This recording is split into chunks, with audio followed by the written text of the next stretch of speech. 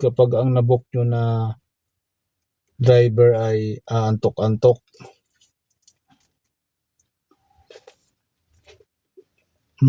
Kamo tayo.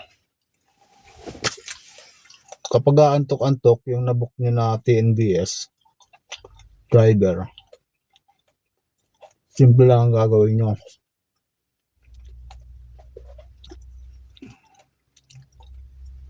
Pahanapin nyo siya ng pinakamalapit na drive-thru. Kahit ano yon,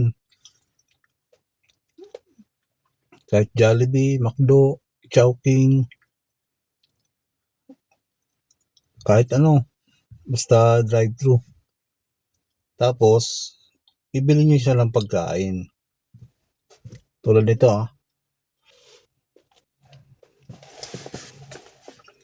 Tsaka syempre pag may pagkain, may inumin.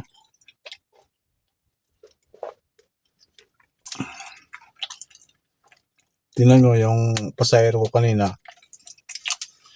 antok-antok ako Pero talent na natin yan yung antok-antok. Pero okay pa rin yung drive. Pinadaan niya sa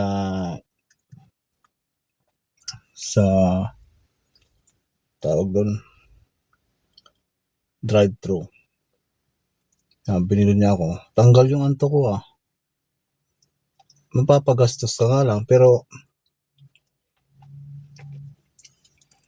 safe ka naman makakauwi.